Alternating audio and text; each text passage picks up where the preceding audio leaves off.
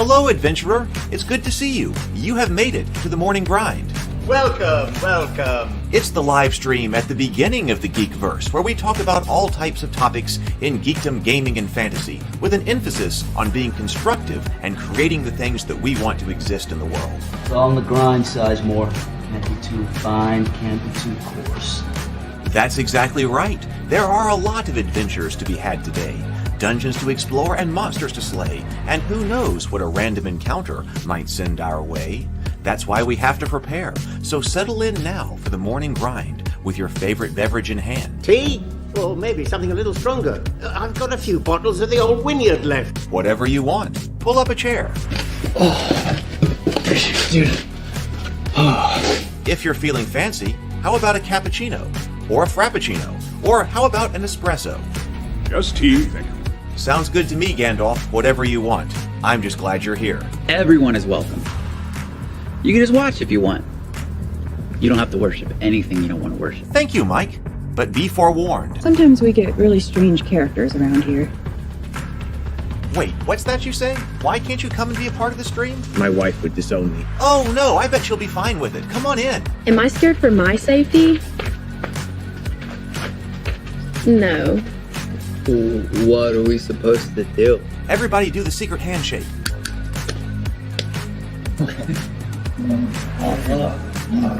Secret cultist handshake. Oh, now do wizards who love each other.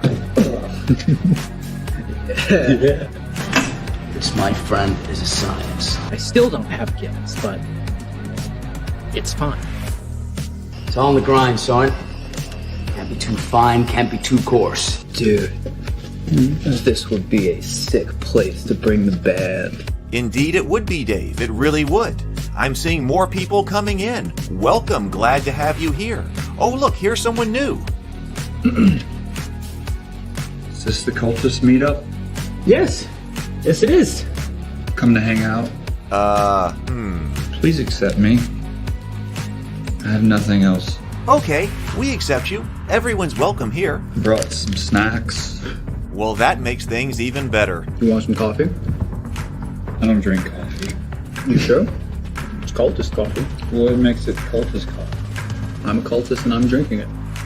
Oh.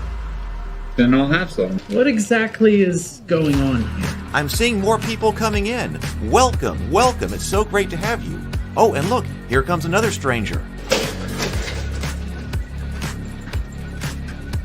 Can we help you? Yes, fellow cultists. I could really use some food. Oh yeah? Welcome. We have donuts. Oh, it's me. I'm glad I'm here. I'm sure you have a few questions for me, though. What's your name? Who do you work for? What god do you worship? Great questions, Rob. I'm Steve King, and I worship Nyarlathotep. No, not really. I'm just Heath, and I won't be worshiping anything this morning. But I will be your host. Welcome to the office. We're going to have a great time. I've got my coffee ready, because now it's time for the morning grind. If you could become a fish, that would be amazing. Then I could command you with my mental fish powers. Good morning, everyone. Good morning. Welcome to the morning grind. It is so good to see you. Welcome to the office. All right, I got some links ready for us today. How is everybody doing? I have been working, trying to get things done. Who have we got here with us? Let's see. Brent is here. Good morning. I see Tomocrat and Stargate Mine. Zero the Blade is here. Both channel members. Thank you so much. As well as Mike Hansford. Good morning, Mike and James. Nathaniel and Stray are also here. Good to see everybody. Thor, Brett, Gashrin, good to see you this morning. Zero Theory is here as well. Good morning to all. James says, so the wife would disown me guy. Is that Steve King who worships Nyarlathotep? Yes. Is that why he wheels up with a shopping cart? Because his wife did indeed disown him? Have you seen The Cultists Season 2, Episode 1? That explains that. Because, yes, I was very glad to be able to reprise my role as Steve in The Cultists. So that was Steve. So Steve was in the season 1 rather. So that was Steve had a cameo in season 1, and then I had an opportunity to reprise his role. We wanted to include Steve. Originally, Steve had a much larger role in season 1. And then what we did is ended up dropping him as a character from season 1 and giving his commentary and lines to the other guys. There were too many guys in the cult at that point. But then we wanted to add Steve into season 2. And if you take a look at the end credit scene of season 2, episode 1, Steve explains exactly what happened regarding him and his wife. So there you go. So I won't give spoilers. Okay, so I have not seen season 2 yet. I'm halfway through season 1. So it is my first character. So there we go.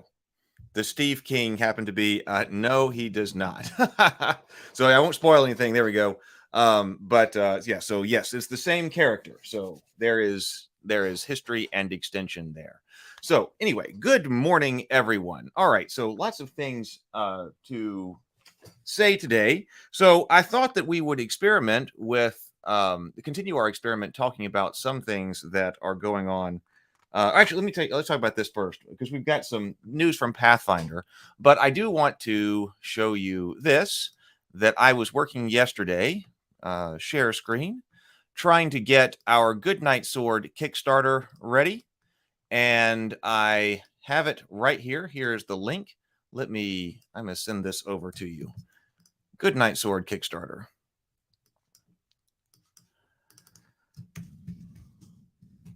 So I'm still working on the internals of the page, and I will definitely share the internals so you know what's going on the page once I have that up. But I was making the Kickstarter video yesterday, and then also was working on the Kickstarter page. So this is the Kickstarter for the Goodnight Sword children's book that we have been looking at here on the show. Here it is right here. So I got the proof of it. I was even editing out where we had thumbed through the proof so it can embed that on the page yesterday.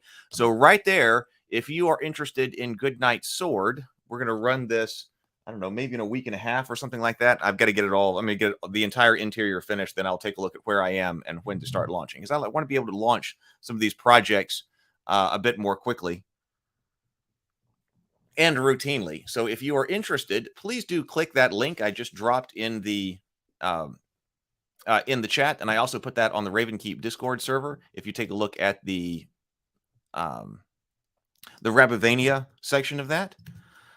Thank you so much, James. James says, awesome. Just click that to be notified at launch. So there you go. We're going to run that, and I think it's going to be a lot of fun. I'm trying to make it as low stress a Kickstarter as possible. It's going to be low stress. It's going to be low drama. We're just going to come in here. We're going to get it done because the book is already finished. The proof is already approved. We're going to have a digital and a hardback copy. The Kickstarter is going to be the only place you're going to be able to get the hardback copy. So the digital copy will be out there. But if you want the actual hardback book, which is perfect for story time, bedtime, or donating to a library or something like that, I'm going to donate a few of these to libraries on my own. But that would be perfect, and you'll have to get them through the Kickstarter page. So let me just see. This is what I put together for it.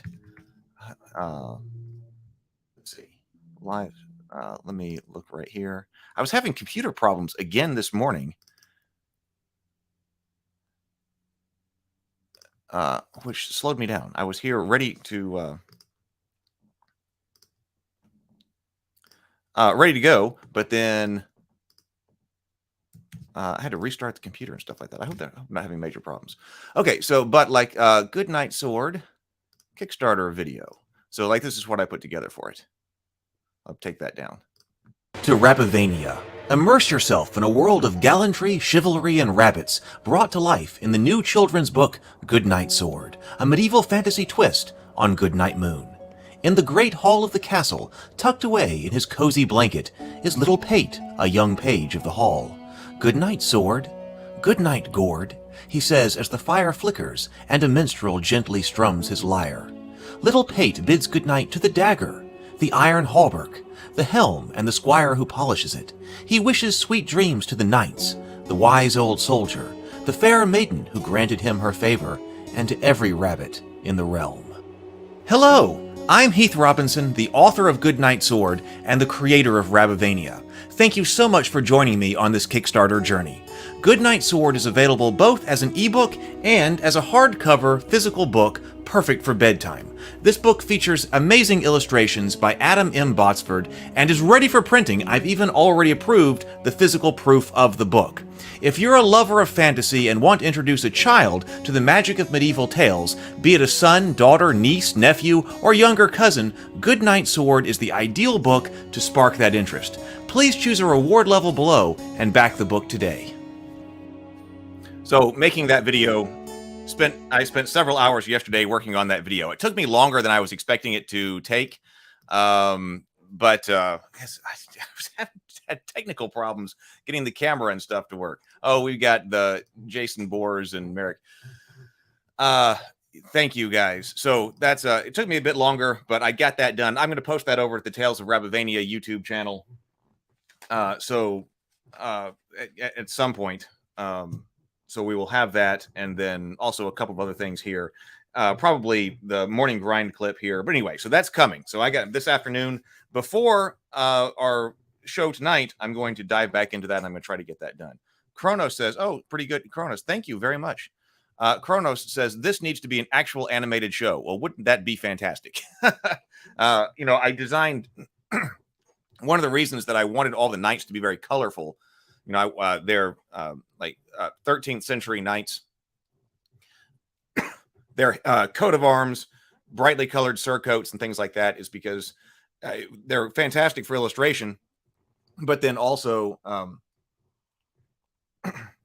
if it were some kind of animated movie, excuse me.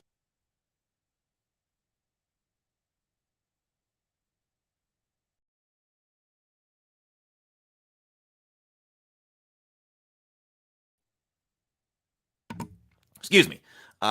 If there were some type of animated show or movie or something like that, then they're also very bright and colorful and things like that. So looks like something kids and families could get behind. That's the whole goal for Rabavania. The whole goal for the Tales of Rabavania in general is for it to be a high quality family entertainment. And family entertainment is difficult. Family entertainment is difficult because oftentimes I found family entertainment means something that the kids like, but the adults are like tolerate or they'll watch it or something like that. But but I want it to be something I take it very seriously. I want it to be something that I would want to watch, certainly as a kid, but even now. So been working on that. Thor says, I wonder if you could leverage OpenAI to create an animation like that. Maybe. I'm going to be I'm working on with OpenAI to do some illustrations for Rabavania, actually in a different style with more realistic rabbits. One problem that it's having right now is getting the armor right, because I have a very specific look for Rabavania, and right now it does not understand armor. And I did some experiments trying to train an AI model to understand the kind of armor that they were wearing. Like, for instance, it was able to do the druids and the witches pretty well, but it wasn't able to do them. Do I have the backing levels and stretch goals set up? See, stretch goals, I am not going. Hey, Keith. Welcome, Keith. Do you have the copyright levels? The backing levels and stretch goals set up? I'm not going to do stretch goals. There might be one, because I do have a small book about Sir Merrick that could go out. I got to see how that integrates. But I'm not going to go crazy with stretch goals or anything like that. That's why I'm saying this is going to be simple. It's going to be low drama. Our backing levels are just going to be 3. We're going to have the digital edition. So if you want the digital copy of the ebook, you can get that. If you want the hardback, you can get the hardback and the digital book. And then the third level will be a signed copy. So I'm going to take a limited number of these. I'll have them sent to me, and then I'm going to put like a number sticker in them so that you've got a certain numbering of a book, and then I'm going to sign it and do something like that. So if you would like an actual signed kind of special edition, then you'll be able to get that. So that's it.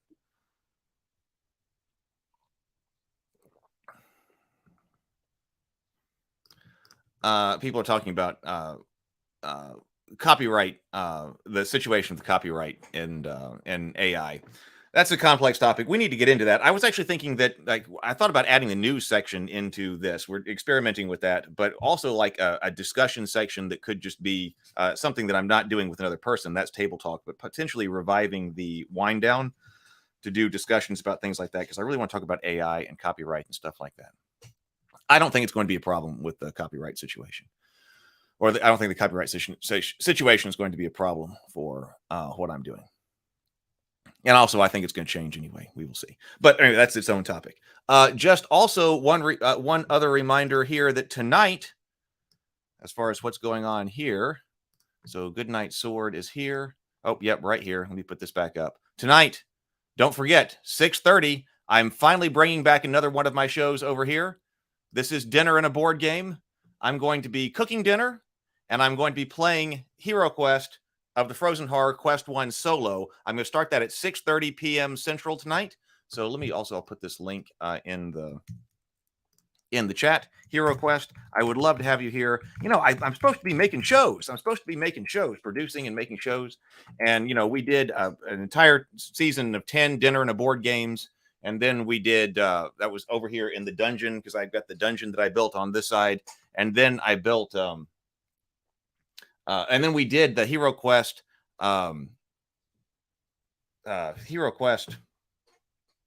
group, Hero Quest, season 2, episode 1, basically a new pilot. But then because of COVID and everything like that, well, Dinner and a Board Game kind of stopped happening. And so now finally Dinner and a Board Game is returning. So this is going to be a new kind of pilot. We will see how it goes. I'm going to be streaming it live. So we'll be playing live. So I've never done a Dinner and a Board Game live, but I think it's going to be a good format, because the Dinner and a Board Game, its problem was that it took a massive amount of post-production. We did a lot of post-production for Dinner and a Board Game. It took a long time to get out. And, you know, in general, they haven't been watched all that many times. I'm going to try to fix that. I'm going to be putting out more stuff about Dinner and a Board Game. You may have even seen some trailers for Dinner and a Board Game coming up. But now I'll be doing them live. So we're going to cut down on the post-production. Let's see.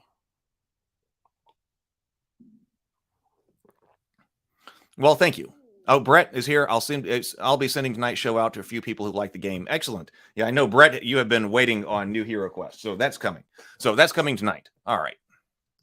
I'm looking forward to that. I'm going to be ready. I'm going to work on the Kickstarter all afternoon, and then I'll be ready and sit here and play Hero Quest. It's going to be a lot of fun.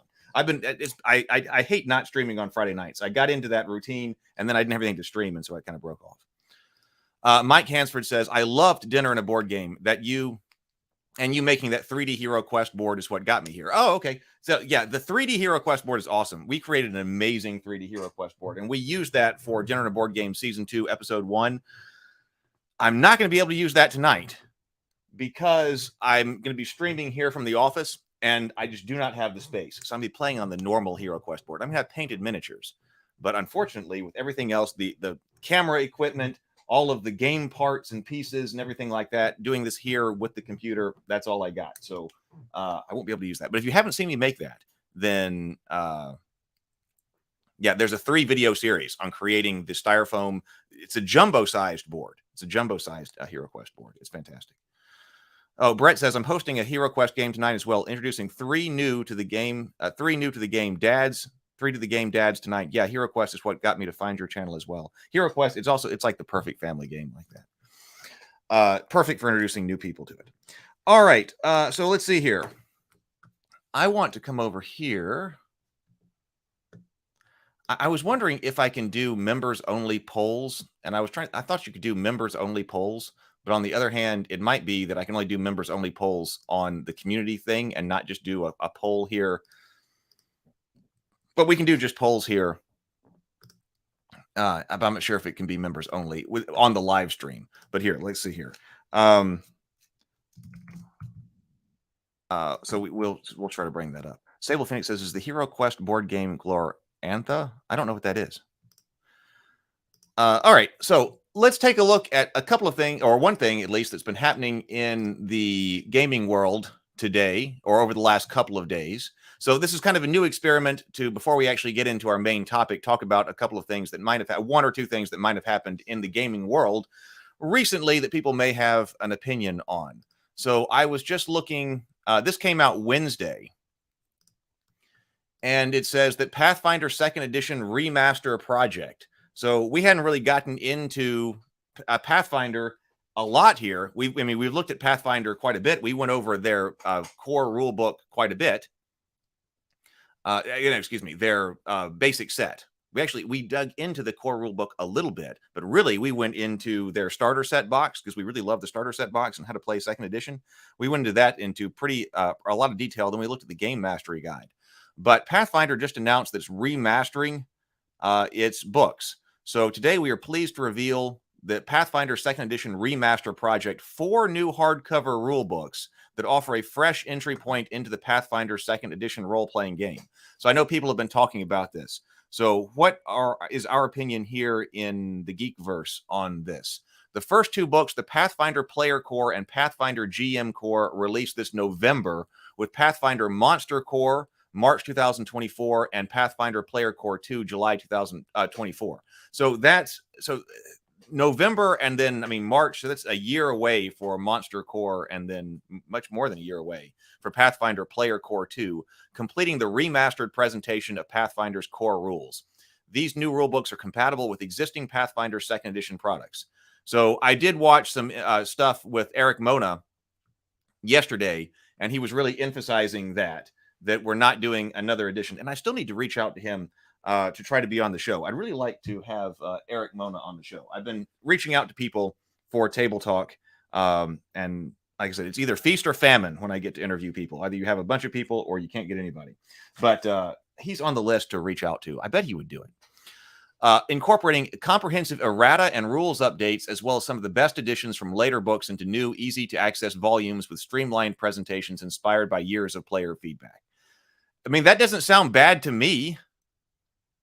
Now, of course, when new core rule books come out, they're like, oh my God, everybody's got to rebuy them. But they're trying to make sure that I sounded like to say that we are not doing a new edition. Your current books will work just fine.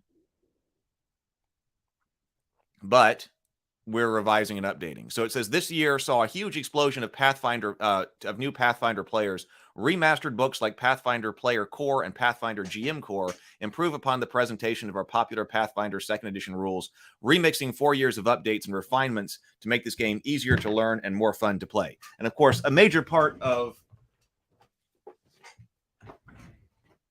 Pathfinder has been the fact that we just have one gigantic tome. That's the core rules. There is the game mastery guide. I've got the game mastery guide, which is what we looked at. And then also I do have the advanced players guide over there. But, traditionally Pathfinder has just been in this gigantic book right here. But Eric was saying this was intimidating people, that the people who were coming over from 5th edition were like, they're used to seeing a player's guide and a game master's guide. And then all of a sudden, here is Pathfinder 2, and he was saying that it was intimidating to people. So this is kind of going back to the Dungeons and Dragons inspired setup with a player's guide and a game master's guide, and then a bestiary. But that's, if people are leaving 5th edition and then moving over to Pathfinder, I guess in some way you kind of accommodate the people. And now, wait, what kind of audience have we got here? Maybe they should be more accommodated because we want to make sure that they stick in Pathfinder Second Edition. James says, I'll buy these. Having errata at hand is always nice.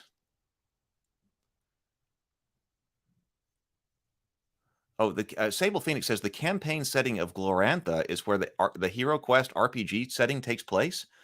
I did not know that. I've never heard of that. Now, I guess my original Hero Quest, that took place in the Warhammer world because it was a collaboration between who was it? Of course, it's Avalon Hill now, who is owned by Hasbro, but it was who was bought out? Did it actually say, was it Parker or Milton Bradley? It was Milton Bradley, right? It was a collaboration between Milton Bradley and Games Workshop. So Games Workshop, I always thought of Hero Quest taking place in the Warhammer world.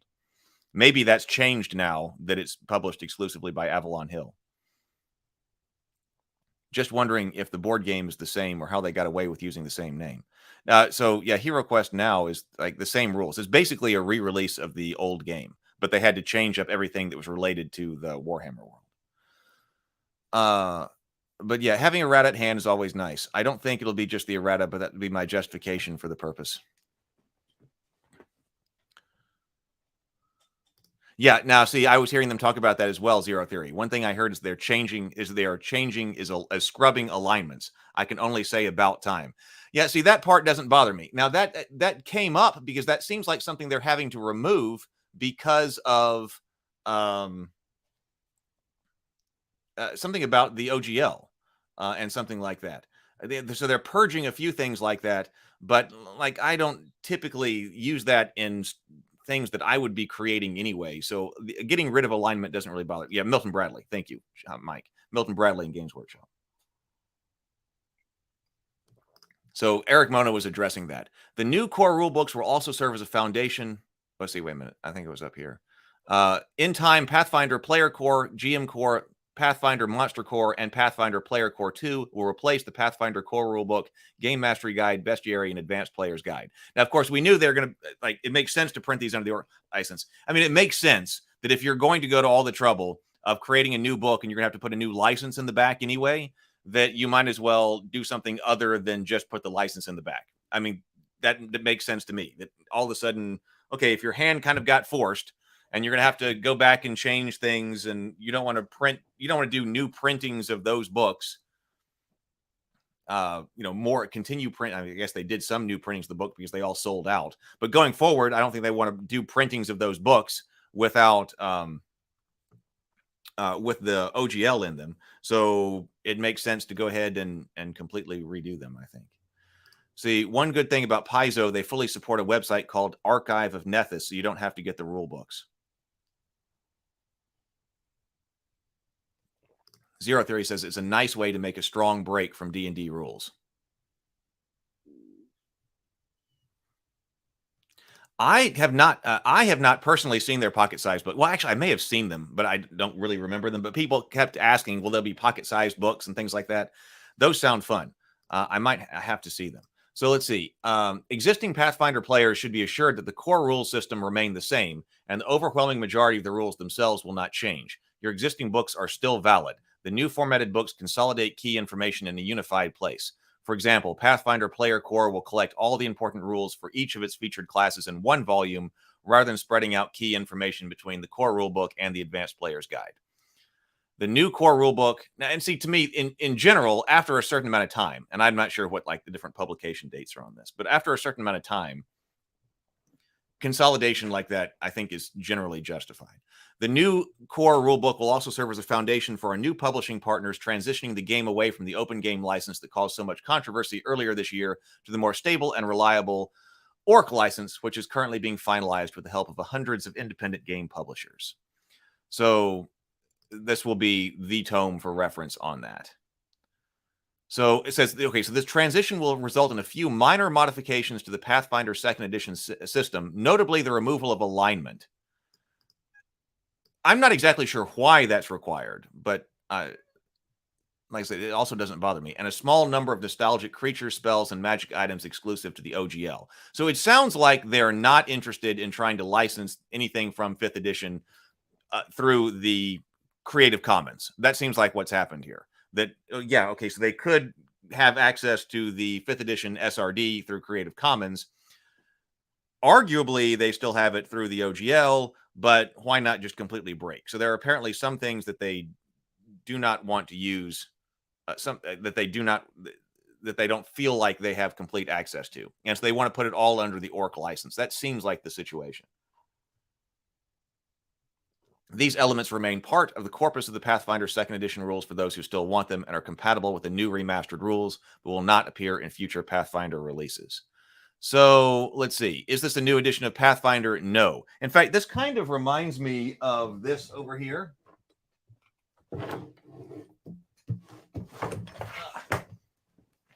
The 2nd edition Dungeons & Dragons 2nd edition handbook.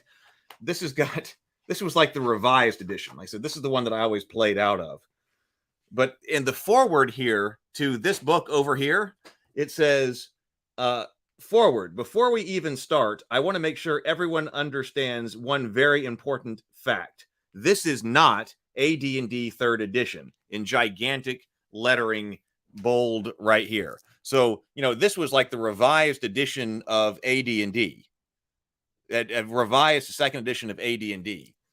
And it almost sounds to me like this revision, the remastering of Pathfinder 2nd Edition, is a lot like what happened here. It says, there, everyone can breathe again. Rest assured that this is still the same version of the AD&D game that your friends, classmates, and business partners have been playing for years.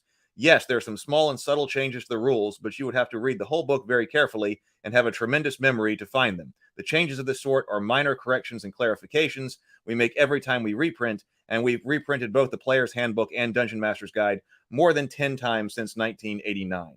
So what's changed? Obviously, the books look different. We were awfully proud of them when they were released in 1989, but the world doesn't stand still anymore. So we decided that after 6 years, it was time for a new book. And as long as AD&D was getting a new suit of clothes, we elected to let the seams out a bit too. Both books are a lot bigger, 25% more pages in the PHB, 33% more in the DMG. And we use them up just looking good. Inside you'll find bigger illustrations, lots more color, and pages that are easy to read. Making the switch turned out to be a lot more work than many of us had expected, but it was well worth the effort. Since the 2nd edition was released, AD&D game has grown in ways that we never anticipated. So products change, but our goals stay the same. Publish things that make fantasy gamers explain. That's what I was looking for. And we do it in the same reason that you play, because it's fun. So this was 1995. So it reminded me of that paragraph that was in the revised AD&D books as far as what's going on here. So are my existing 2nd edition books obsolete? No. I didn't know there was a Pathfinder rulebook subscription, but apparently they are part of that. Will the new Pathfinder 2nd edition remaster books have special editions? Yes, and they just announced those. So this right here with the pocket edition, yes, there will be pocket editions. And then Eric was also talking about that. So I guess we're going to see some new Starfinder. We went over the Starfinder box here, also on the channel. But will these changes impact the Starfinder role-playing game? Not yet, because Starfinder is very much still like 3rd edition D&D. So, and then let's see.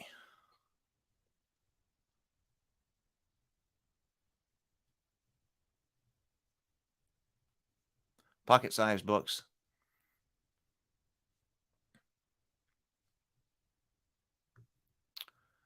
Oh yeah. So are you? There is something about the PDF. So the old they're not. But see, I can completely understand that they're not going to to redo the old PDFs. There'll be new PDFs. Like that's I understand that. So yes, there are actually. So here are the new covers. This was released yesterday at Gamma. Of course, Gamma is going on. Gamma is the trade show. I've been out there a couple of times. At the trade show, and it says this morning at the annual Gamma Expo Game Industry Trade Show, Paizo publisher Eric Mona unveiled the sketches of the just announced Pathfinder Player Core and Pathfinder GM Core hardcovers to hobby game retailers and distributors. I think this is interesting. We will update the product pages for the new books when the final full color pieces arrive in the coming weeks, but Pathfinder artist Wayne Reynolds' illustrations have us so excited that we couldn't wait to show them off to you in all their glory. Receiving a new cover sketch from Wayne is one of the true highlights of life behind the scenes at Paizo. Whenever they arrive, the creative staff gathers around to marvel at their beauty and pick out the little fun details Wayne always adds above and beyond the simple descriptions we provided him. Wayne Reynolds has been one of the most important contributors to Pathfinder since the very beginning, and it's a pity that the pencil sketches are not often seen outside of this building. So we decided it was time to change, not just by showing off his sketches here on the blog, but also on your gaming tables. So there are going to be special edition covers of the pencil art that are coming out just to friendly local gaming stores. So for the first 4 months of their release, these Pathfinder sketch covered versions of the new core rulebook will be available exclusively at hobby retailers worldwide. We will not be offering these editions online or in bookstore. We will not be offering these editions to online or bookstore retailers ever. We also do not intend to reprint these editions beyond our modest initial print run. We'll retain a small number to sell on Paizo.com after the 120-day exclusivity period for folks who do not have access to a local game store, but those special editions are intended to support your local game store partners who have been such a big part of Pathfinder's success. So they do look pretty cool. I'm also interested to see what the, I guess we kind of understand the style of art and what they will look like when they're all painted up. But they look interesting. They look like interesting books. What do you think you will be able to, do you think you'll pick those up? So I don't know. I think it's fun. So I guess we will see. I guess I will end up with some of them. But like I said, I haven't even gotten into Pathfinder Second Edition nearly enough. And now things are changing up again. But it makes sense. But I suppose it makes sense. Chronos said they said no. I didn't think they said there were going to be no PDFs. I just thought they said they were not going to update. Like if you bought, like somebody asked if you bought the Humble bundle of the PDFs, like I did, and a lot of people did. My understanding was what he was saying was like, if you bought those, will you be receiving updated PDFs for these remastered editions? And I thought that the answer was no, that you will not be receiving new PDFs if you bought previous PDFs. But it didn't seem like he was saying that there would not be PDFs. We will see. Okay. Let's see. So now here is a question. So I was going to try to do a poll over here because we had this discussion in the comments over here. So is studying, let's say, old school D&D material, such as the Rules Cyclopedia, which we were about to do, not something we should be doing,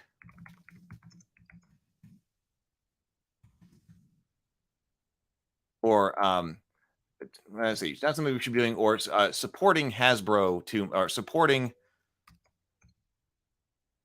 not well, I'll say not something we should be doing. If the goal, oh no, my question is too long.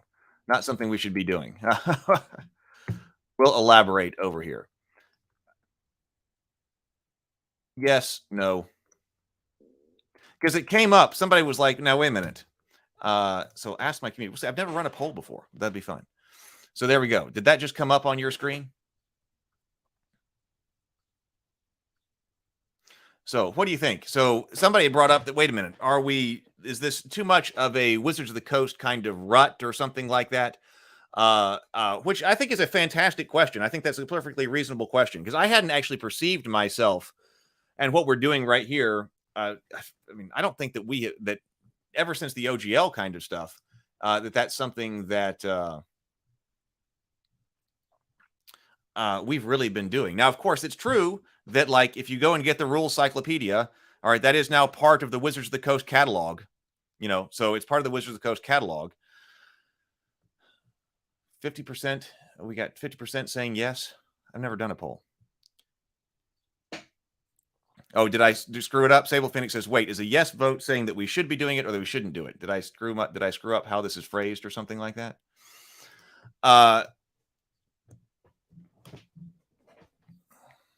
Anyway, the discussion, Stray says they misclicked. Well, we'll just see. So what do you think? So it was brought up that, well, yeah, this is part of their catalog. So when I went and I got this from Drive-Thru RPG, it is true that, I mean, I bought it from them, but I hadn't, like I said, bought anything new for a long time. It's double negation. So yes, we should not be doing it. Sable Phoenix says, this is history. You can always get them off eBay, which won't support WotC at all. Yeah, like when I got the intro to AD&D box, I mean, I got that off of eBay. That was created a long time ago. It's, I would still really like to play it on stream. It was a major part of what was so good about when I was playing years and years and years ago.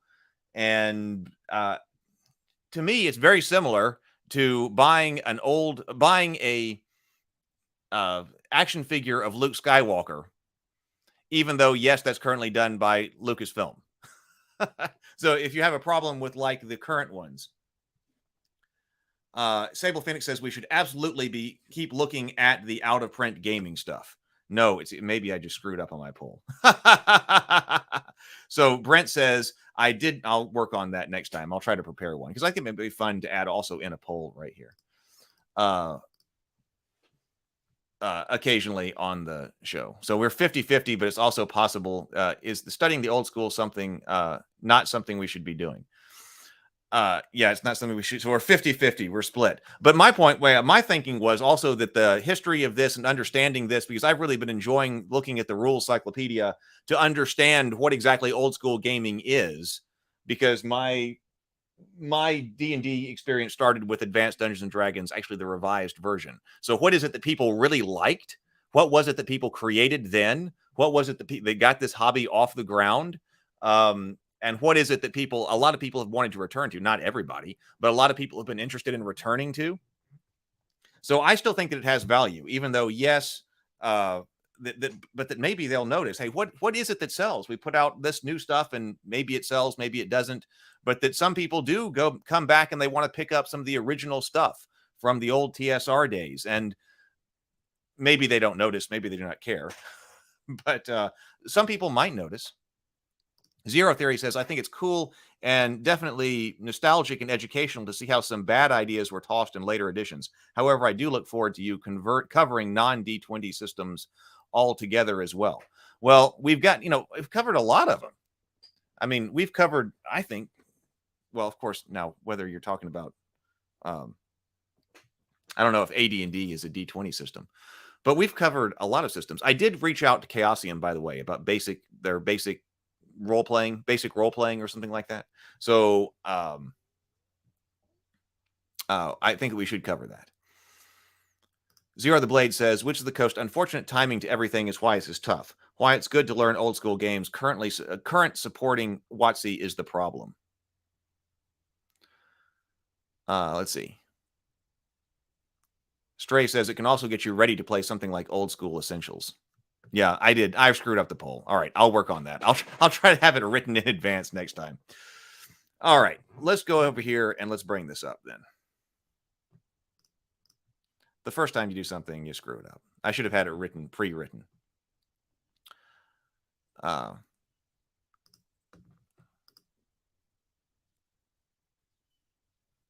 is my? Oh, here it is. To me, it's kind of like going back and studying the original. To me, it's very similar to, or it would be very similar to studying the original Star Wars trilogy, even if you're not currently happy with the state of Star Wars, or going back and studying the original series Star Trek or the Next Generation and things like that we really did like, even if you're not a huge fan of current Star Trek. To me, that's kind of the way that is the same kind of thing. That's the way I've been thinking about it. So this book does have mass combat. So that's basically where we stopped. So the two topics that I think that I still wanted to look at in this book were mass combat. I wanted to see what it said about mass combat in here. But then I also wanted to, oh no, actually I guess there are three things. So, but mass combat, maybe that won't take too long. But I do want to look at what it is talking about with Stronghold and Dominion play. Like, what does it say about that? Now, Matt tried to bring that back in with the Strongholds and Followers book.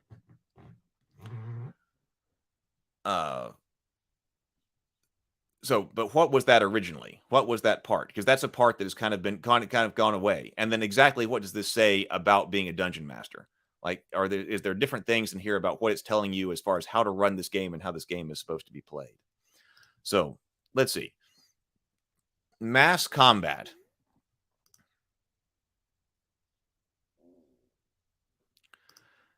James says, having to know where you came from to know where you're going. Studying the history of the medium is important. Yeah. You want me to just rewrite? Let's see. Should we study?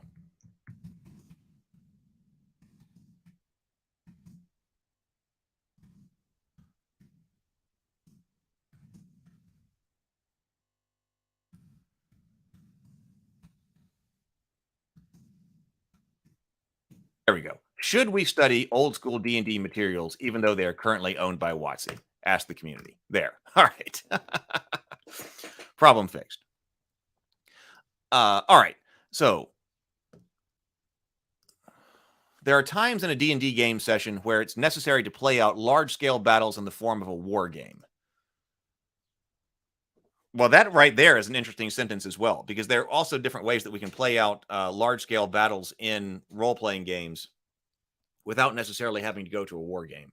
This happens most often when the player characters are experienced and are in command of an army. At that point, it's often not enough to just role play out the battle's results. The players want to be personally responsible for the implementation of the plans, the carrying out of their orders, and the success or failure of their troops. This chapter allows players to oversee and command large-scale battles. This chapter is divided into 2 sections. Part 1, the War Machine, shows you how to conduct land engagements, such as conflicts between armies, and Part 2 is the Siege Machine, expands the War Machine rules to include assaults on fortifications, such as castles. You know, right off the bat, this is kind of reminding me that I've often said, that's much clearer, yes, that's what I should have said. This is actually reminding me that I've long said that I thought that the holy grail of gaming would be a game where you could operate on multiple different scales seamlessly. That could be a role-playing game. That could be a skirmish game. So I guess my levels were largely something like a role-playing game, a skirmish game, and you could say skirmish game / warband game. I think there's some differences there, but at the scale, they're basically the same. I like warband games.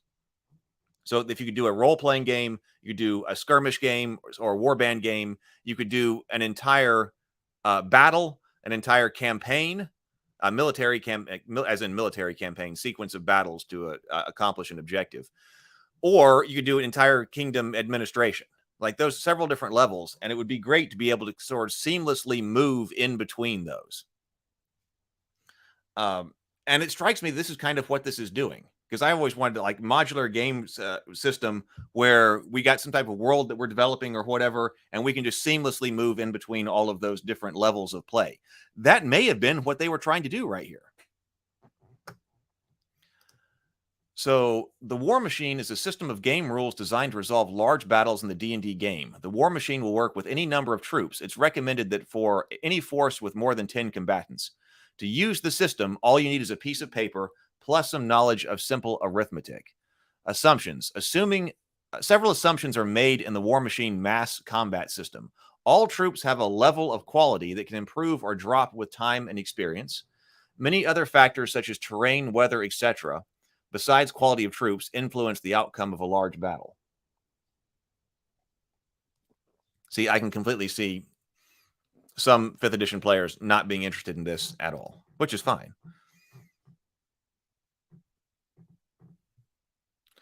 Zero Theory says board games adopt that frequently. You have the planning and moving phase, then the fight, dungeon, whatever, combat, skirmish phase. But see, what I was looking for was like a series of different games that used rules that nested into one another just the way that just fine to be able to play out all of those different levels. And what I'd want to do is I'd want to be able to skip any particular level of play if you wanted to.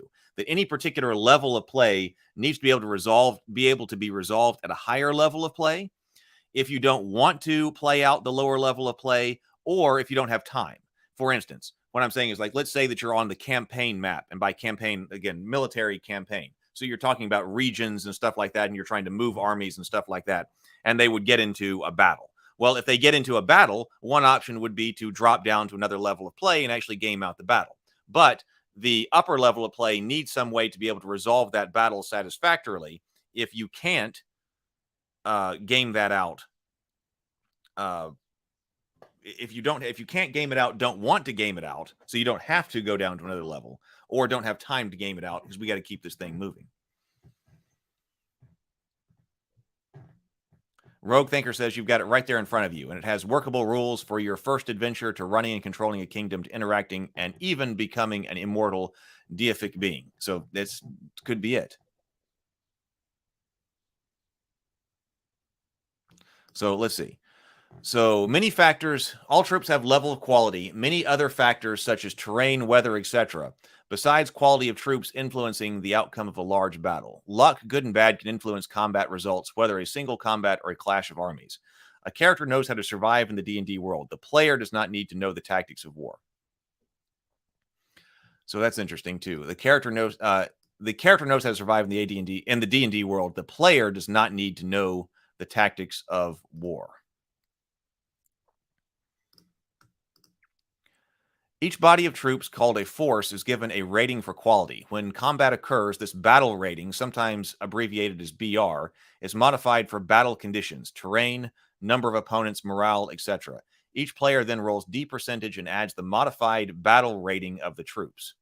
When combat occurs, this battle rating is modified for battle conditions. Each player rolls a percent die and adds the modified battle rating of the troops. The high roll wins the battle. Okay, so now with that poll, it said that 90. Should we study old school D&D materials even though they're currently owned by WotC? 92% are saying yes. 7% say no, with 14 votes. So that was much more clear. I like the polls. All right, I'll have to do more of that. Where'd my window go? So calculate the basic force rating of the troops, find the troop class, calculate the battle rating, and then determine and apply combat results. Step 1, 2, and 3 are handled when a force is hired and outfitted. Calculate the basic force rating, find out the troop class, calculate the battle rating. Basic force rating and then battle rating. Through the system, the person or creature commanding a force is called the leader. Others called officers help the leader to control the force. The fighting persons in the force are called troops. In the calculation, find out all fractions unless the instruction, round up all fractions unless we say otherwise. The basic force rating is the total of 4 factors: leadership, experience, training, and equipment. A fifth factor applies to the force. A fifth factor applies if the force is special: elves, dwarves, or powerful monsters. Leadership factor, finding the experience level of the leader of the force. Modify it by the leader's adjustment for intelligence, wisdom, and charisma. Then add +2 bonus for 1% of the force if that is a name level, 9th level or above character, PC or NPC. So leadership factor, the experience level, find the experience level, modify it by intelligence, wisdom, and charisma. So leader's experience level plus intelligence, wisdom, and charisma adjustments plus 2%, 1% of the force that is of name, plus 2 per 1% of the force that is of name level. So that's if you've got a bunch of 9th level guys. And we're just talking about, I suppose, the net then of intelligence, wisdom, and charisma.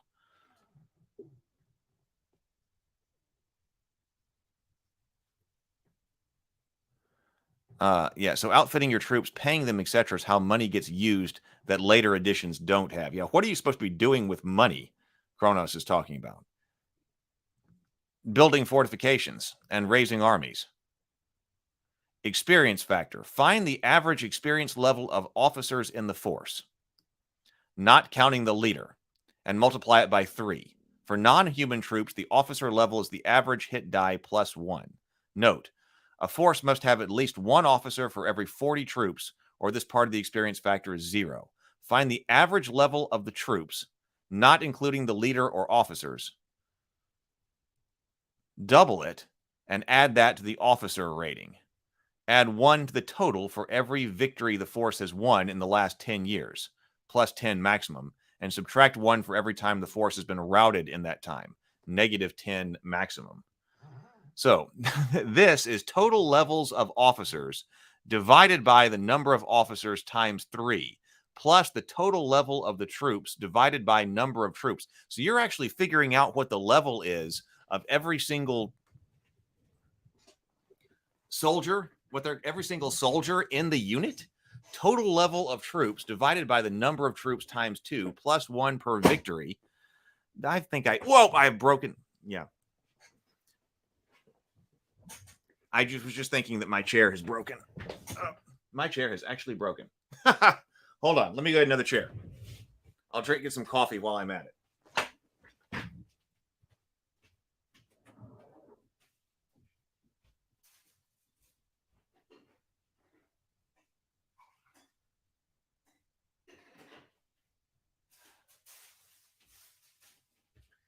Hang on. New chair incoming.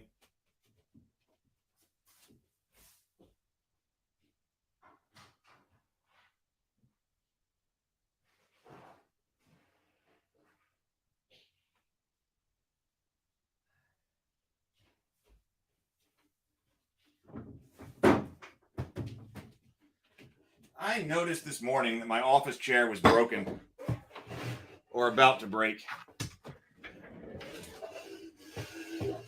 And I really don't want to have to buy another office chair right now, but oh well. This will work. So the average level for troops, individual levels for officers. Officers are non-regular troops. James Bacon says, I've broken a fair number of chairs in my time. Then I bought a steel-framed office chair, and it struck around for quite a while. Maybe that's what I need. I know I can be kind of hard on chairs.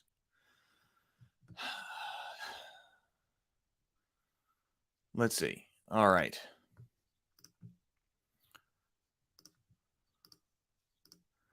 So +1 equals experience factor. Training factor.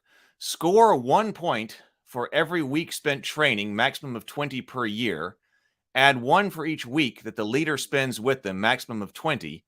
And add 1 for each month the troops remain together and not off at their homes or towns, maximum of 12 per year. Costs. Use the mercenary pay rates from chapter 11.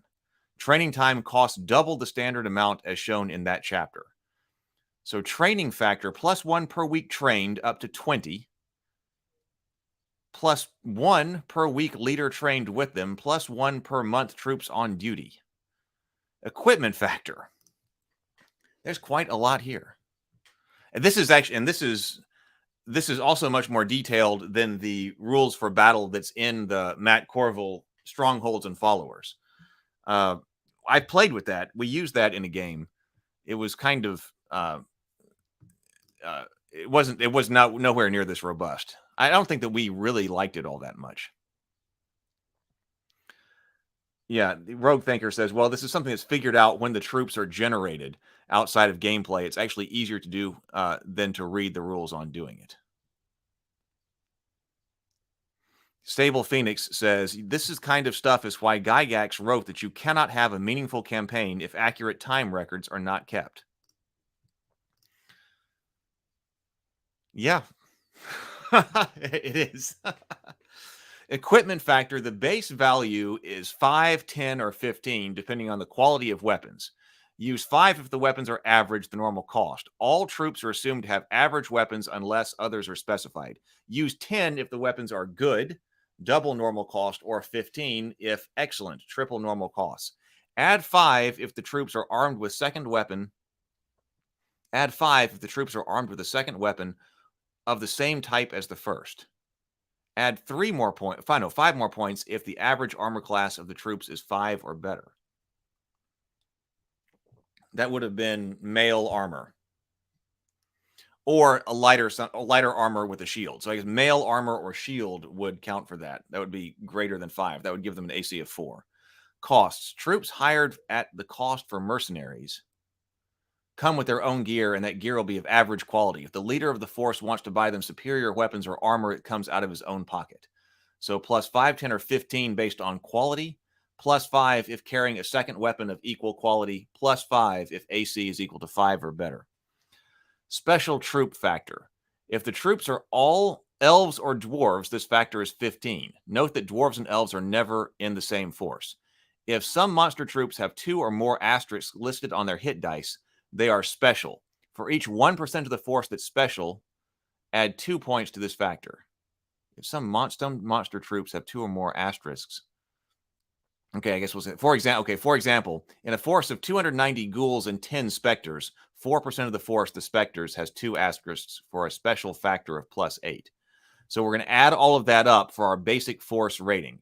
Add all these factors to find the basic force rating of the force. So this is leadership, plus experience, plus training, plus equipment, plus special troops, equals our basic force factor. The troop class is a measure of the overall quality of the force. Once you know the BFR of the force, use the table below to find the troop class. Keep a record of both the BFR and the troop class.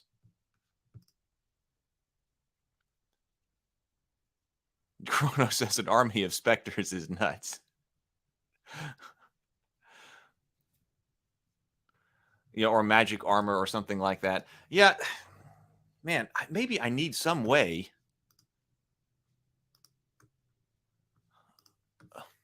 Stray.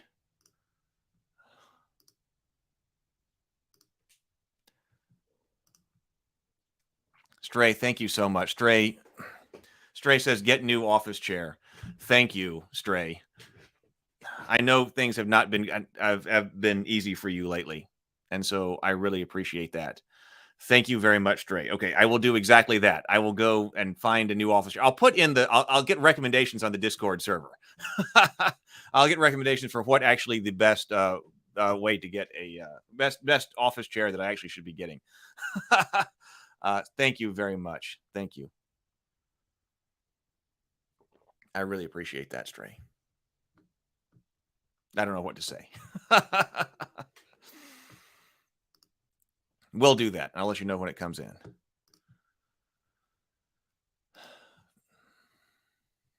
Stray's been an extremely huge part of this whole community here, and I really appreciate it. Okay, so find the troop class. Troop class is a measure of the overall quality of the force. You know, once you know the BFR of the force, use the table below to find the troop class. Keep a record of both the BFR and the troop class. So our troop class level is untrained, poor. So we could be getting up to 126. Poor, below average, fair, average, good, excellent, or elite. So we're aggregating here. I thought that originally when it was saying troop class, I thought we were going to be saying something like light infantry or light cavalry or heavy cavalry or something like that. So step 3 is calculate the battle rating, BR. Divide the BFR of the force by 10. Rounding up. The result is the bonus to use in all the following calculations. Examine the following statements and their explanations, and then add the bonus to the BFR every time one of the statements is true. For example, if statement A is true and statement B is true, you add the bonus twice. Since this could be done up to 12 times, the total bonus could be more than the original BFR. So ultimately, just to remind myself, ultimately where we are going, we're going to be going with this to a war game kind of situation where we are actually in command of the army. But this is our, like, trying to calculate all the different the ratings of the different units.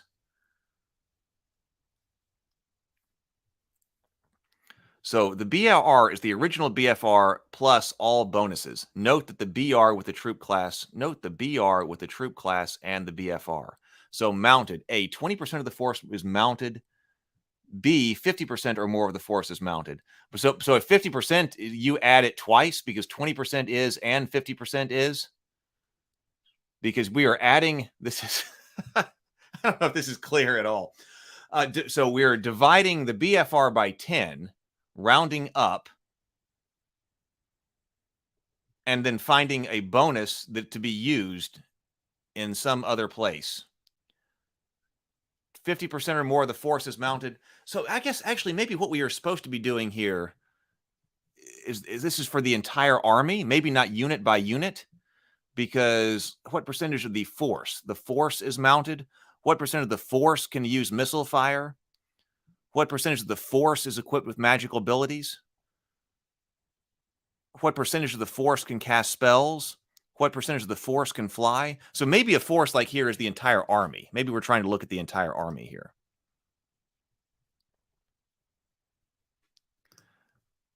The new title for reaching max level is now Kismet. I like that. Yeah, Chrono says, so if you had a BFR of 150 times divided by 10 is equal to 15. Per tick 20% mounted, then only plus 15. Then it's plus 15. So per tick 20% is mounted, then it's plus 15. Yes. And some steeds have wings. Yes. So yeah, that's why it could hit more than once. Sable Phoenix says, welcome to Axis and Allies Fantasy Edition. So, okay, explanations of all of that. So, okay, for example, here's an example.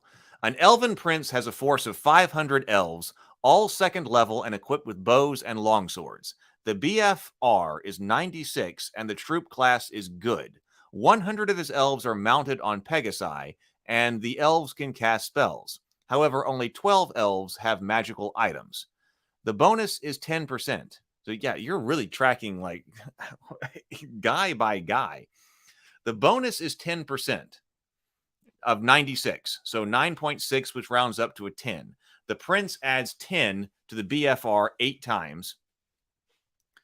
For A, 20% are mounted. C and D, more than 20% can fire missiles, and the maximum range is greater than 100 feet.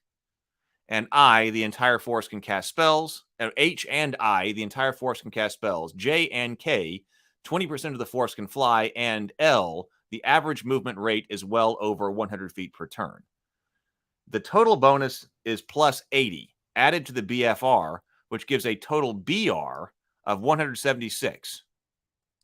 So this is definitely like our entire army here. So that's the difference between the basic force rating and then our battle rating. So we've got a battle rating of 176.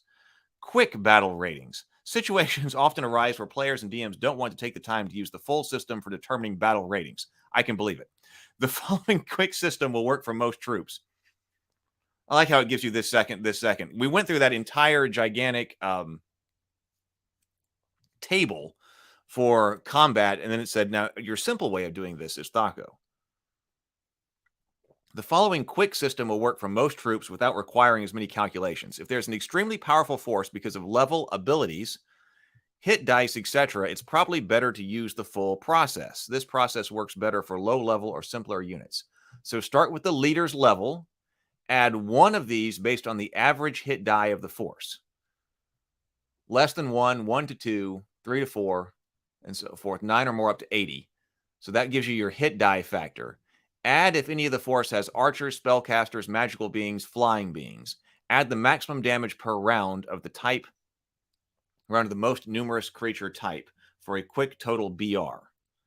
So dividing a force. If you want to use the war machine in battle, each side must have the same number of forces or armies. If one side has a greater number of forces than the other, the side with fewer forces must be divided into an equal number of armies. A player may keep the original ratings. Now we've got this term army. So a force aggregates armies. A player may keep the original rating of the force and simply declare that troops have been split into separate armies. A force of 1,000 orcs, which has a battle rating of 72, meets 3 other forces, 200 elves, 400 men, and 140 dwarves. Sounds like the battle of 5 armies.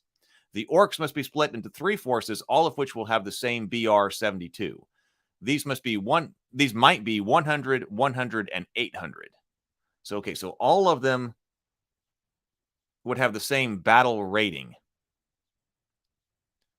But we are splitting them up. So, okay, so you don't have to, I was thinking, gee, if you split them up, you're going to have to recalculate the battle rating. But apparently you don't. We're just talking about the number of people who are there. They all have the same battle rating. They might be 100, 100, 800. Or in any other combination, so long as at least 10 individuals are in each force. Sable Phoenix says, I can feel my brain leaking out of my ears already. I imagine this is going to be a ton of work for the DM, and I don't think any players are going to be sitting there doing this math. Now, Spelljammer is still something we got to look at. We're going to be speaking of going back and looking at older things, especially since everybody hated the new release of Spelljammer, it seemed like, which I don't have. That's one of the things, just before the latest WotC debacle, and even, was that even before the OGL? I was kind of curious about Spelljammer, and that might have been one, but then I heard it was terrible. So it's like, okay, I just got to find the original Spelljammer. So this is all what Kronos was talking about, creating software for it, and even creating the domains. That's what we need. Like I think maybe ChatGPT could help us create some Python programs for this. But Rogue Thinker says, I loved sitting down at my desk and working all of this out. As a DM or as a player, I would name all of my officers, make character sheets for the important ones. Zero Theory says, I'm wondering where you shoehorn the RP, the role-playing, back into the game in all of this.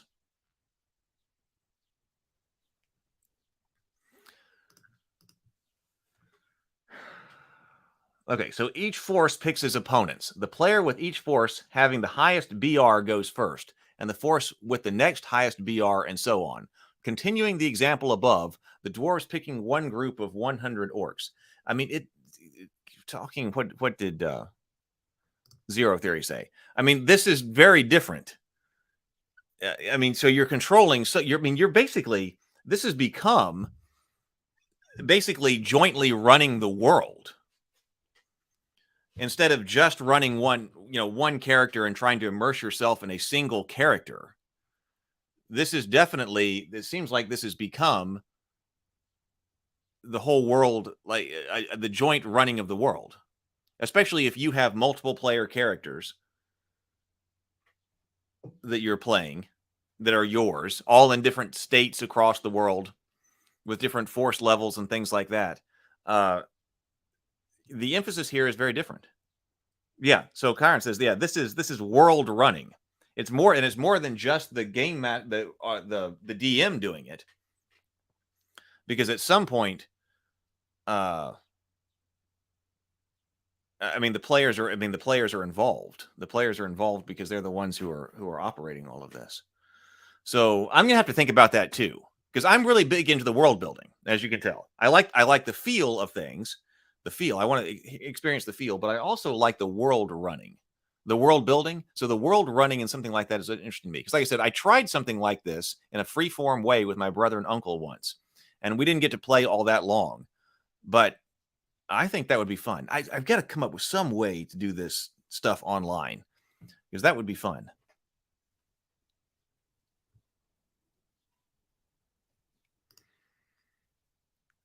Zero the Blade says, after Tasha's Cauldron, I started to give up on WotC because they were getting away from lore of races and made rules too simple. Do I have that one? I think one of the last books that I bought, I don't think I bought that one. I think I've got the Xanathar's Guide, because we did use that when I was playing with Lou. Okay, so determine combat results. So, okay, yeah. So the next highest force picks an opponent. The elves take the other group of 100 orcs. So, continuing the above example, the dwarves pick one of the groups of 100 orcs. The next highest rated force picks an opponent. The third takes the other group of 100 orcs. The third highest rating is the orcs, so they would choose next. But there is the only one remaining force, the men. So the 800 orcs would fight the 400 men. World running. That's just going through my head right now. Now, that's something that maybe I should be doing when we return to work on Faded Edge. We're going to work on that more, but I've been trying to plan out what I'm doing over the next year. But the Goodnight Sword Kickstarter is first, so that's, I'm kind of working on that. But maybe there needs to be like modules for world running and stuff like that. Chronos says, you're going to love how they do Dominions, but I have some caution that it can get a bit unrealistic because you have some faulty math on population growth. And so this explains why you would need all of that. And like, why are we concerned with generating all of these numbers for the entire world? Maybe you don't need to do it if you're running a narrative style game, but if you're doing this, you do. And this is what you're talking about. Yeah, now wait a minute. Are our numbers for like the fertility rating of the elves right, or something like that? Things get completely out of whack. Brandon says, maybe through getting players to the stage of involvement, it encourages inclined players to become DMs themselves. They could. You know, and that makes me also think, I guess this is kind of like the living world things, but okay, you get to a point, okay, now you're also running a game. So if all the players are together in the same world, so I guess this is kind of like a living world kind of thing. It's, then you're like, well, now hold on, I was playing in this, but I'm going to DM some. And so I'm going to take some of these other characters through some kind of dungeon or something like that and do it all as a living world. I'm so big on the world building and the worlds. I mean, that's a big job, but that would be great. Because I'm huge. I like both. I mean, there's a lot of different gaming stuff that I like, because I'm huge on the single session RPG focus. Like, make that session fun. You know, a single shot, one shot in the world. Let's make this as fun as possible. But I'm also so big on the world building. So the force that has been rated according to the above three steps are now prepared to meet on the field of battle. To find out what the result of this engagement is, start with the BR of each force and add or subtract all of the following adjustments that apply. Troop ratio, used only once per battle. Okay, so here's where it matters how many different troops you've got versus the opponent. So troop ratio, if 1.5 to 1 and so forth. So it looks like it starts at 1.5, going 15 to 160. Morale, +10 if force is in the dominion of their liege, +10 if they have been beaten by this foe before.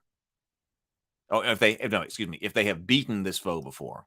+10 if troop class is 2 levels higher than the enemy.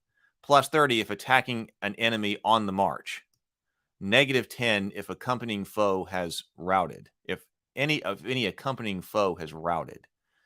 Environment, +10 in an extremely favorable environment, -25 in an extremely unfavorable environment, +20 if the entire force in a night battle has infravision.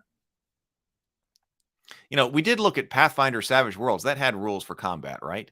And we should also look at later on the GURPS mass combat. GURPS has mass combat rules.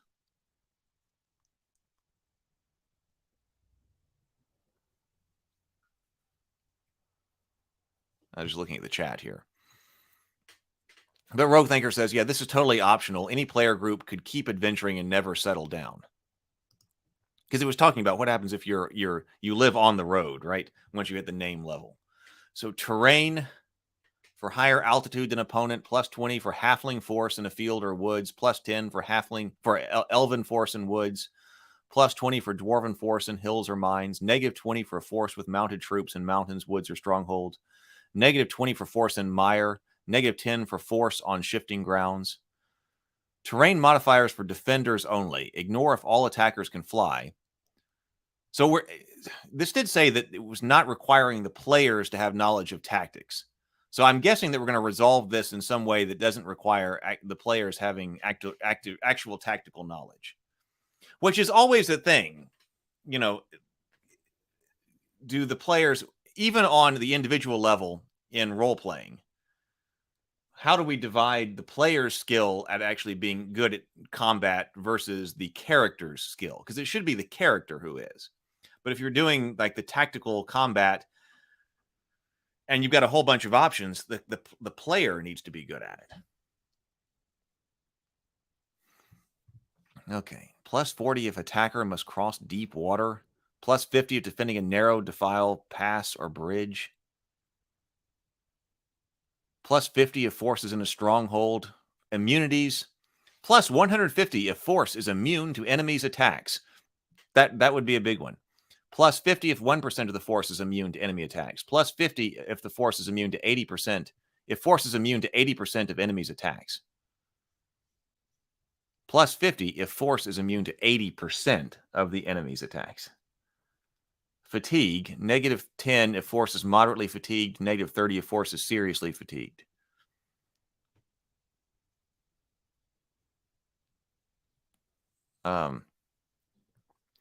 Troops may become fatigued as a combat result of a previous battle or because of a forced march.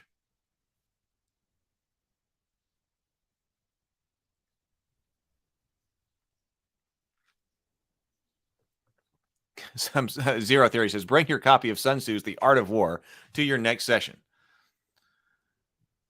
Yeah, so there could be, I mean, I'm thinking there should be both. There should be a way to resolve it at an abstract level, but then there also needs to be a way to actually game it out.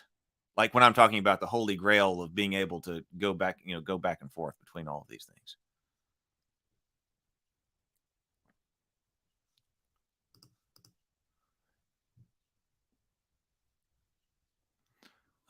Let's see. So how do we, okay, result. Okay, we're finally get to result. When the BR is modified as described above, each player rolls a D percentile die and adds the modified BR to the result. The total is the combat result. The player with the highest combat result wins. Okay, so yeah, there we go. Who said something about a clash of numbers? Yeah, Rogue Thinker says this ends up being a clash of numbers. So we go through all of this, we roll percentile, and then we figure out who is actually the winner. Applying the combat results. When the winner and loser have been identified, determine the effects of the battle, killed, wounded, fatigued, etc. as follows. Subtract the loser's combat result from the winner's result. Find this difference in the left-hand column of the War Machine combat results table. Apply the resulting casualties, fatigue, and location to both the winning and losing troops as noted. That also looks a lot like the 1970s or 80s wargaming tables. That definitely looks like that. We were talking about that when we were looking at the individual combat tables. But this also seems like the kind of stuff that I saw a lot when I was playing or trying to play old Avalon Hill war games that I had a stack of. When the winner or loser have been... Okay, so subtract that. When subtracting casualties, we'll look at that in more detail in just a moment. When subtracting casualties, consider half of them as dead and the other half as wounded. When a force contained mixed troops, such as trolls and goblins, the casualties must be split as evenly as possible between them. If a force retreats from the field, treat all wounded as killed. If a force holds the field after the battle, these wounded troops can return to the action in 1d4 months. Fatigue. Troops will remain fatigued for 1d4 days. Seriously fatigued troops become moderately fatigued in 1d4 days, and that will have their strength restored after another 1d4 days. Terrain units. This term represents whatever measure of distance is most appropriate. On a hex grid map, this is 1 hex or square. If no unit of measuring seems obvious, use 1 mile. So if multiple forces fight and one or more forces on each side of the side holds the field, another round of battle must be fought between them. If some players' forces have routed or retreated, any of them that remain may choose to retreat or avoid fighting in battle. If all the enemy forces have left the terrain unit occupied by your forces, a day of battle ends. No more fighting occurs until the next day, if applicable. So what are we looking at here? So War Machine combat results table. So here's the difference in our D20 roll and our BR. Casualties for the winner and for the loser. This is as a percent of your force. Winner, loser. Percent of the force killed and wounded. Fatigue, whether or not you are fatigued. I guess that's no. Is in not fatigued? I guess in the force is not fatigued. M, the force is moderately fatigued. S, the force is seriously fatigued.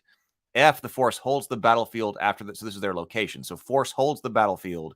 R, I can't ever imagine Wizards of the Coast publishing anything like this today. Or you retreat from the field. The number of terrain units you retreat, the force can advance that number of terrain units or rout. The force ceases to exist as such. Survivors will appear at home in D10 weeks later.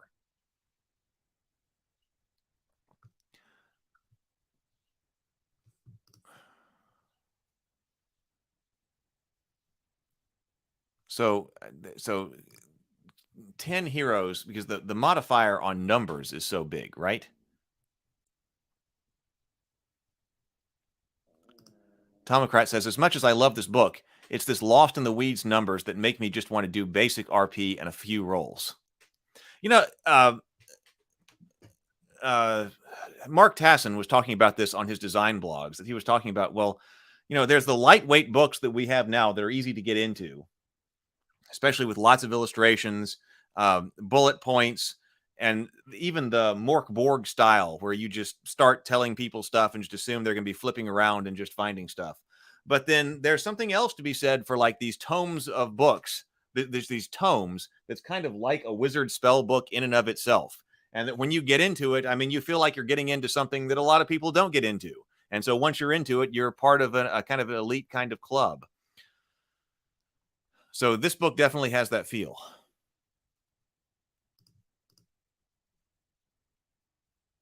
Okay, so sieges. Extensive siege rules are provided later in this chapter. Good. I was about to say, wait a minute. The siege rules are only these 4 paragraphs? That's just not acceptable. So, okay, so fortunately, extensive siege rules will be provided later. Phew, okay. For simple siege rules, here are the simpler rules. A force located inside a stronghold structure, walled town, castle, stronghold, etc., may be attacked by another force, but it has a superior position. This is called a siege. The force within the structure is the defender. If the defender comes out of the structure, unmodified war machine should be used. If the defender remains within the structure, a siege results. Use the following additional rules. The defender gets the following benefits. When calculating the troop ratio, multiply the number of defenders' troops by 4. Combat results of retreat or rout are ignored by the combat results of retreat or rout are ignored. All defenders reduce casualties by half. The attacker has the following options. The attacker can attack normally using the above rules and suffering because the defender is so well placed, or the attacker can besiege the defender. The attacker surrounds the defenses, keeping them within the structure. This adds +5 to the attacker's BR for each week of the siege. This represents the building of siege engines, the mining to weaken the defender's position. Special note, some forces have clerics available to magically create food and water. If a besieged defender has no cleric, the DM should keep a record of the defender's food supplies. After these are exhausted, the defender loses 10% of its numbers, not rating points, per week until the siege ends. But on the other hand, once you've calculated all these numbers, because I suppose the force values are calculated, perhaps could be calculated not at the table. So if you're a PC, once you've raised an army, you would know what it is. And that would take a while to sit there and do, I guess. But then once you have that, talking about getting to the role play, so you didn't actually game out that battle. The battle is actually resolved rather quickly. I mean, you've got some battle rating adjustments you've got to do. But then both sides roll a D%. So if you've got like your hex grid out and you know where your armies are, and then the armies clash, it will be resolved in less time than trying to play out a whole war game. Okay, optional rules. Now here is tactics. Okay, the following guidelines can be added to the War Machine mass combat system if desired. The players give the opportunity to control the battles more closely. Tactics, optional. A good leader will select a plan before committing troops to battle. The success of the plan depends on the opponent's plan. So that Sable Phoenix, this is what you wanted. Each commander player chooses a tactic from the tactics table. To indicate the choice, place a 6-sided die on the table before you with the number of your plan facing up. Cover it with one hand until your opponent also has made a choice, then reveal both choices at the same time. Use the tactics table to find the result. Remember, the die is placed to reflect the player's choice. It is not rolled randomly. Written choices can also be used. If the choice gives only one result, one effect, in E or in C, that effect is applied to both sides of the battle. If the result is 2 effects separated by a slash, the result of the left applied to side A and the result of the right is applied to side B. There is no advantage to being either side A or B. If most of one force per side is involved in the battle, choose one tactic per side, not per force. So our options are attack plus, forcefully attack or overrun, attack, close, and combat. Envelop is attempt to encircle foe, trap, lure foe into an ambush, hold, stand fast at all costs, or withdraw, retreat rather than fight. And the results are casualties can be increased, casualties are decreased. Add this number to foe's BR, subtract this number from foe's BR, forces BR. In E, the plans cancel with no effect on the battle. In C, no combat occurs, no losses are inflicted. So if side B decides to envelop and also side A chooses to envelop, the plans cancel with no effect on the battle. But if side A chooses to attack plus, while side A decides to trap them, then one side gets plus 20 and the other side's casualties are increased by 20%.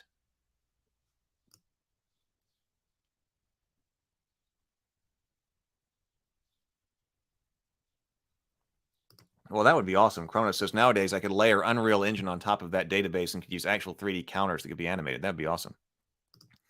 I dig a good number crunch, James says. That's why I prefer Pathfinder. I like math-like games too, but there's a place for both.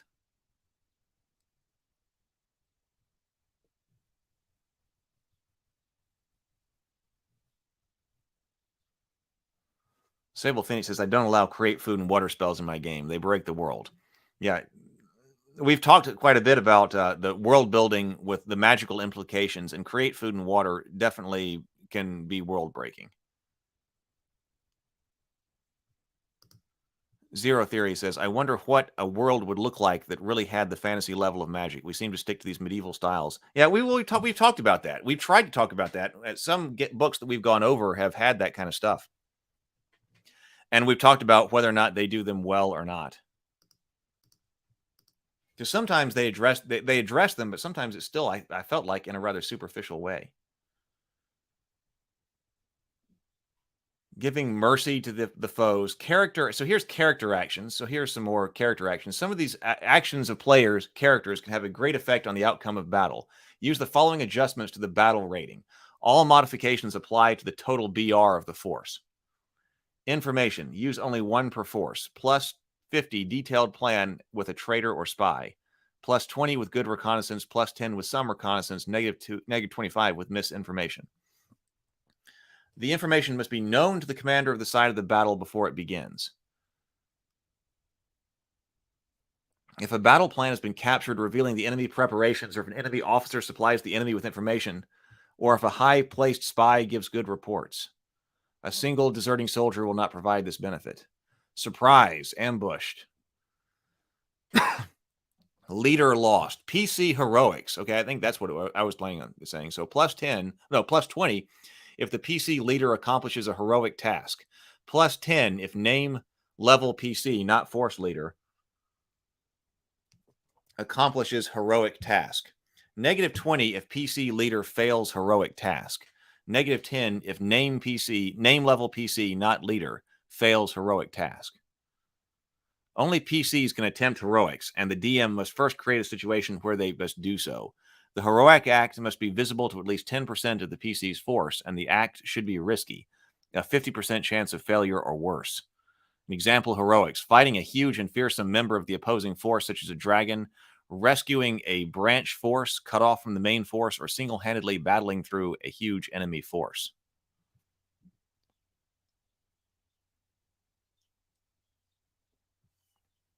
A normal game session may be played in order to combine the war machine, using the system to determine overall results while focusing on the game on the result of the characters.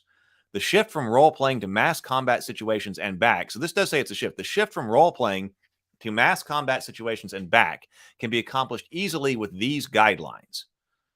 Damage to PCs. PCs and minor NPCs are never killed as the result of war machine battle. That's important.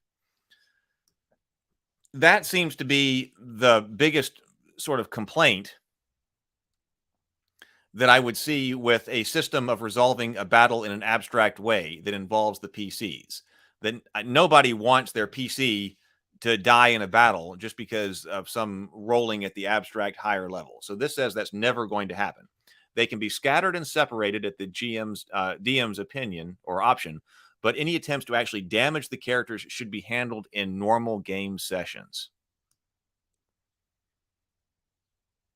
PC items and spells. If a normal adventure is played, then only the spells and magic item charges actually used are lost. If no adventure is played, determine whether the PC is on the winning or losing side. If the PC is on the losing side, all combat spells and 2/3 of the charges on offensive and defensive magic items are used. If on the winning side, 1/3 of the applicable magic items charges are used, and the PC keeps one combat spell uncast. Experience points. Experience points are earned both for commanding a force and for performing heroics. If a PC leads a force, find the number of troops in the enemy force. If the PC wins the battle, the PC gets that number of experience points. If the PC gets 1/3 of that number if the battle is lost. The Staff of Health or Rod of Victory can affect the battle and its aftermath as follows. Staff of Health. If the user holds the field after the battle, up to 500 wounded can be immediately restored to full health. Wow, a Staff of Health? If the user holds the field after battle, up to 500 wounded can be immediately restored to full health. That's got to be a massive advantage.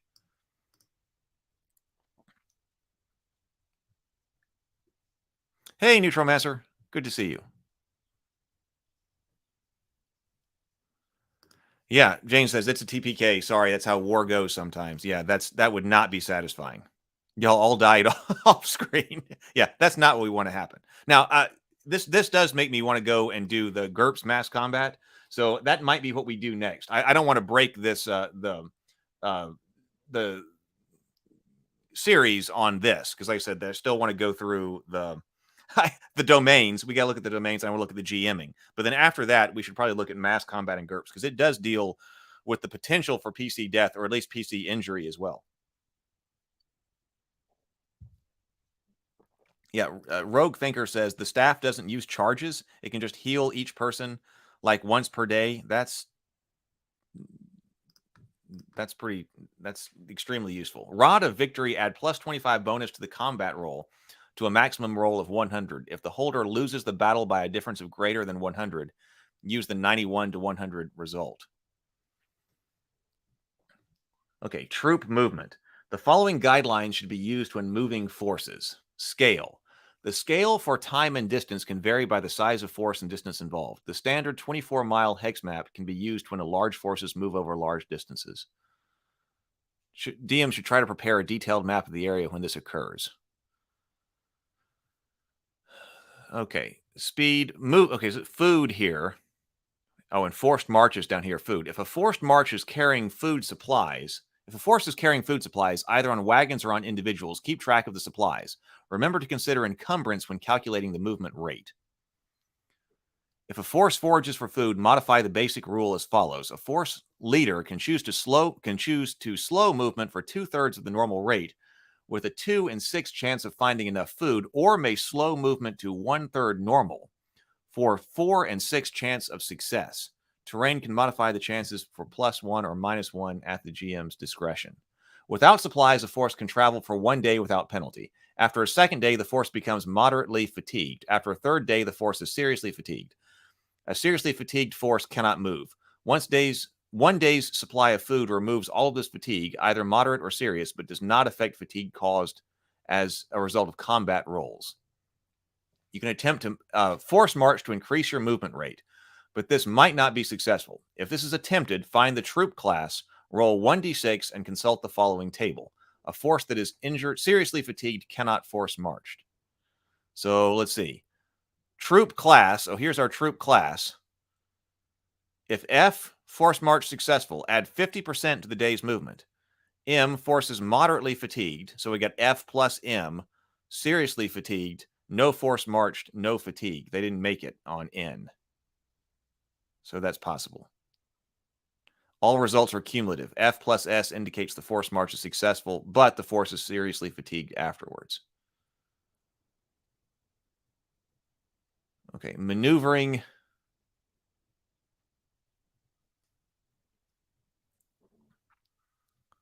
Now, is this our full siege rules? So the War Machine checklist. Okay, let's look at this. When troops are acquired, divide the troops into separate forces or armies and decide what they will, decide they will be one large force. Determine the basic force rating, determine the troop class for each force, determine the battle rating for each force. When the troops are moved, determine the movement rate of each force. Determine a map and time scale, terrain units and time units. Roll for initiative. The winner decides which side moves first. The force of one side are moved as far as they will travel during one time, usually a day or a week. All forces that must break contact or move can be immediately attacked on the march. After the battle, they can move normally unless they received an R+ or rout combat result. The forces of the other side are moved as far as they will travel during the unit of time. On the march attacks resolved as given above. The side with initiative can declare that it is attacking in any of the terrain units where the forces of the two sides are in contact. Resolve with combat order of events. The side without initiative may attack. When troops fight, modify each side's BR as given. Modify each side's BR for any campaign considerations. If the optional tactics are used, choose tactics. Roll D% for each side, then add the modifier to the BR roll. Modified BR to the roll. Use the War Machine combat table to find the results and apply them. Yikes. Oh, Mark says, I love your rules Cyclopedia series. This is my favorite edition of D&D. I can completely understand why. I can completely understand why people have enjoyed this so much. Like I said, I'm still partial to AD&D 2nd edition. But I can understand why this was such a big draw and continues to be. And why people would want something like this back. Like, because yeah, I'm not buying that all players today, like I said, different. I enjoy a variety of different kinds of games. So it's I'm not talking about playing this type of game every time, but why players today would like to be able to play this type of game again. Although also I do admit some modernization to add things in, like universal action resolution mechanics, and try to smooth over some things. But the detail and stuff like that in the world running, I can completely understand why people are still attracted to it.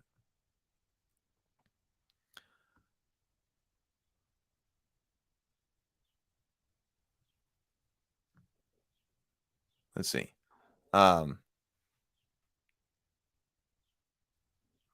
Rogue Thinker says GURPS is my favorite system, but the Cyclopedia and BEC-MI are my top favorite systems I've ever played. I'll be here for GURPS for sure. I've probably played 60 plus systems over the years. We've had a couple of episodes on GURPS already, but we haven't gone into it into too much detail.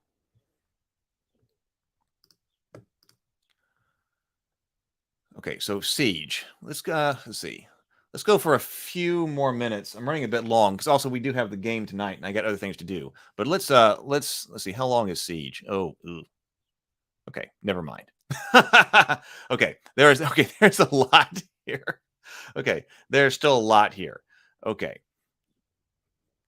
So we still need to look at Siege. That's seriously, that looks like advanced rules for Siege. I didn't realize those. So we got Siege machines to look at. We've got strongholds and dominions to look at, and then Dungeon Master procedures. Look, there's a section in Dungeon Master procedures on record keeping. Yeah, you'd really better be using some record keeping to keep all of this straight. Okay, but again, this was really useful because the whole perception of running an entire world. This is very different. Yeah, this is very different from how something like 5th edition is supposed to be played. Oh, we haven't even gotten to ship mass combat. I was surprised it didn't have, like ships at sea. When it said, hey, we got 2 different modules for mass combat, I was expecting it to say land-based combat and then sea-based combat, but it said land-based and then siege. So there we go. So James says this system has been great. Oh, yeah, GURPS is definitely behind me. Mark says, oh, this is still my regular game. Rules, Cyclopedia, Mystara once a week, Old School Essentials once a week, and Lamentations of the Flame Princess once a week. Age range from 16 to 53. Wow. That's great. So it came later as a module for ships. Yeah, that just seems like such an oversight. Like, wait a minute, we don't have ships here? I do want to put, so where was my list of morning grind topics? So I'm going to put on here to make sure that I don't forget GURPS mass combat.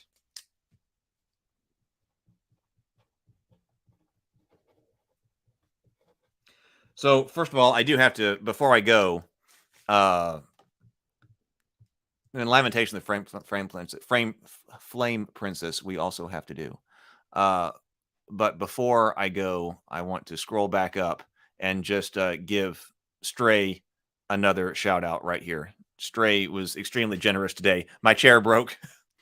My office chair broke this morning and completely broke on stream. And so Stray extremely generously donated for a new office chair. So thank you so much, Stray. Means so much to me.